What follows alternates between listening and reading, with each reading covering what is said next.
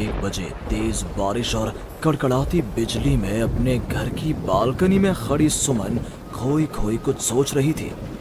अंदर आ जाओ ना। उसके घर के अंदर से आवाज आती है। तब भी सुमन काले अंधेरे में खड़ी न जाने किसका इंतजार कर रही थी, जिसमें से एक औरत अपने 2 बच्चों के साथ उसके पास वाले घर में लाल रंग की एक कार से उतरती है और बारिश में भागती हुई सामने वाले घर में चली जाती है। हेलो, कौन? मेरा कुछ सामान तुम्हारे पास है, लौटाओगी नहीं? आपका क्या सामान? कौन है आप? और मैं तो इस घर में कुछ सेकंड्स पहले ही आई हूँ। आपको यहाँ का नंबर कैसे पता चला? मम्मी, हो सकता है कि जो फैमिली यहाँ पहले रहती हो ये कॉल उनके लिए हो।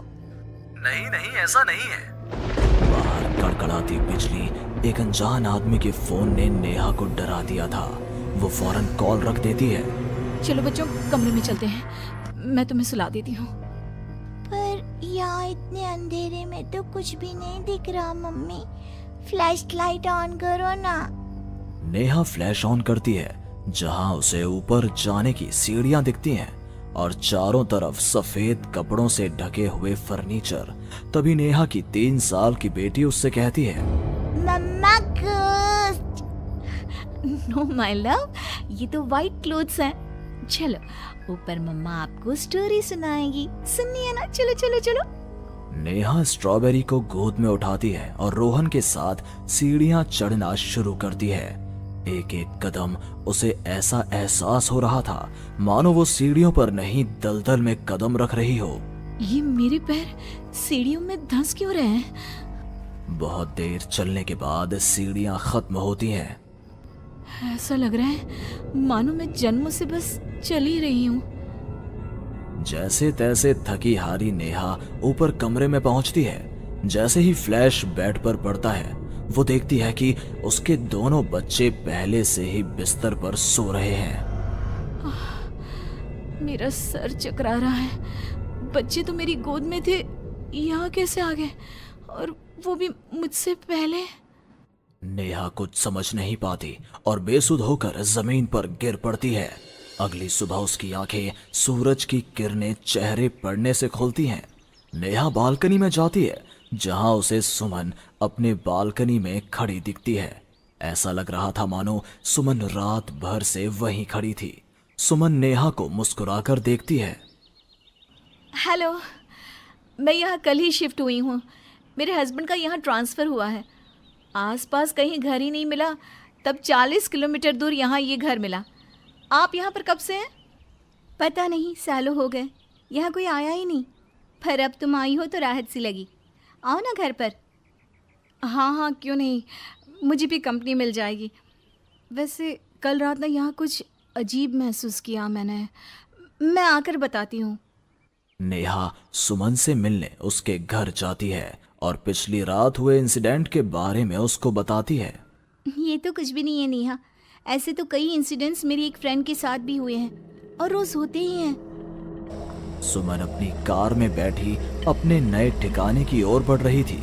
जंगल के बीच से गुजरती वो खुद से कहती है, ये सिविल इंजीनियर्स की लाइफ ना बड़ी मुश्किल है। कहाँ जंगल झाड़ी में रहना पड़ेगा। कार एक घर के पास रुकती है। लीजिए मैडम, हम आ गए। आपको कुछ जरूरत हो तो मुझे कॉल कीजिएगा, मैं ये बगल वाले घर में ही हूँ। सुमन घर के अंदर जाती है। डाइनिंग टेबल पर पहले ही खाना रखा हुआ था, पानी का ग्लास भी, टीवी ऑन ही था। ऐसा लग रहा था मानो अभी अभी यहाँ कोई था या है। चलो, कंपनी अच्छी है, सब अरेंजमेंट्स मेरे आने के पहले ही कर रखे हैं। सुमन खाने की टेबल पर बैठती है, जहाँ 5 लोगों का खाना परोसा हुआ था। ये 5 प्लेट किसके लिए सर्व कर दिया? हाथ है। सुमन अपनी प्लेट से खाना शुरू करती है और उसी वक्त बाकी 4 प्लेटों से भी खाना गायब होने लगता है। प्रमिल, कहाँ हो तुम प्रमिल? सुमन भागती हुई अपने ड्राइवर के घर पर जाती है। सुमन क्या देखती है कि प्रमिल जमीन पर गिरा हुआ है। फर्श पर हर तरफ खून ही खून। प्रमिल के मुंह से भी खून आ रहा था। वो कराहता हुआ कहता है, मैम, यहाँ रूहें रहती हैं, ये आपको भी नहीं छोड़ेंगी। ये कहते कहते ही प्रमिल दम तोड़ देता है और सुबह के 11 बजे अचानक ही अंधेरा छा जाता है। चारों तरफ से अजीबोगरीब आवाजें आने लग जाती हैं। मम्मी, आई, अरे कोई खाना देगा क्या मुझे? अरे जी सुनिए ना, प्लीज प्लीज मुझे मत मारो। पापा बचाओ, ये लोग कौन है? सुमन अपने दोनों हाथों से अपने कान को बंद कर लेती है और जोर जोर से चीखती है। अचानक एक सन्नाटा चारों ओर फैल जाता है। सुमन प्रमिल के घर से बाहर निकलती है। चारों ओर घुप अंधेरा, वो भी कुछ देख नहीं पाती और वापस अपने घर की ओर लौट आती है। इससे अच्छी तो मौत होती, ये मैं कहाँ फंस गई। मम्मा गोदी। अरे सुमन, क्या मरने वरने की बात करती रहती हो? जाओ मेरे लिए चाय बनाओ। ये कौन बोल रहा है? तभी अचानक से घर की लाइट्स ऑन हो जाती हैं। सुमन देखती है कि वो किचन में है। उसके ठीक बगल में एक औरत, जिसके बाल उसके चेहरे की ओर थे, गैस के फ्लेम में अपने दोनों हाथों को पका रही थी। तुम कौन हो? कौन हो तुम? और यहाँ क्या कर रही हो? इनको बहुत पसंद है मेरे हाथों का खाना, तो मैं भी चखवा दूं क्या? कर्कश आवाज में ये कहती हुई वो औरत झट से सुमन के हाथों को आग में डाल देती है। सुमन चीखती रहती है, पर वो औरत उसके हाथों को नहीं छोड़ती। तुम्हारे पेट में एक बच्चा है ना, सूंघ लिया मैंने। और औरत ये कहती सुमन के पेट पर हाथ फेरने लग जाती है और उसके पेट में हाथ डालकर मांस का टुकड़ा बाहर निकाल कर खा लेती है। मेरा बच्चा। ये तो कुछ भी नहीं, उधर देखो। वो औरत दीवार की तरफ इशारा करती है। दीवार पर खून के ऐसे धब्बे थे मानो नवजात शिशुओं को उसी दीवार पर पटक पटक कर मार दिया गया हो। तभी वहां लगभग 5 साल का एक बच्चा आता है। उसका शरीर पूरा सफेद और आंखें काली थीं। माँ, भूख लगी है। वो औरत अपने आग में सेके हुए हाथ को वहीं पास में पड़े चाकू से काटकर बच्चे को खाने को दे देती है। सुमन तो समझो अब मर ही चुकी थी। इतना कुछ देखने के बाद कौन ही जिंदा रह सकता था।